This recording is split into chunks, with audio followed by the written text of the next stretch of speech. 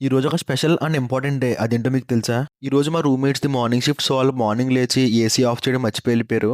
నేను AC of చేయడానికి లేచి నాకింక నిద్ర పట్టలేదు. సో, నేను లెగిసిపోయాను. ఏం చేయాలో అర్థం కాక బ్రష్ చేసి రాత్రి కలిపిన దోస పిండితో దోసేద్దాం అనుకున్నాను. మన డైలీ రొటీన్ లాగే రాగి జావ తాగేసి ఫ్రిడ్జ్‌లో పెట్టిన దోస పిండి తీసి పెనం పెట్టి పాన్ మీద ఆయిల్ ఏసి దోస ఏయడం అయితే స్టార్ట్ చేశాను. ఈ రోజు ఒక ఇంపార్టెంట్ అండ్ స్పెషల్ డే అని చెప్పాను కదా! అదేంటంటే వరల్డ్ క్యాన్సర్ డే.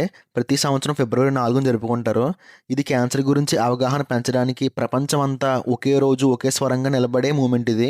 చాలామంది క్యాన్సర్ అంటే భయపడతారు. క్యాన్సర్ అంటే డెత్ సెంటెన్స్ కాదు. చాలా రకాల ట్రీట్మెంట్ ఆప్షన్స్ వచ్చాయి ఇప్పుడు. కానీ మనందరం ఎర్లీ స్టేజ్‌లోనే చెకప్ చేయించుకుంటే బెస్ట్. ఎందుకంటే ఫస్ట్ స్టేజ్‌లో ఉన్నప్పుడే క్యాన్సర్‌ని ఆపడం easy. Smoking, junk food, alcohol లాంటి రిస్క్ ఫ్యాక్టర్స్ నుంచి దూరంగా ఉండడం, రెగ్యులర్ చెకప్ చేయించుకోవడం ఇవన్నీ చిన్న చిన్న స్టెప్స్ అయ్యుండొచ్చు.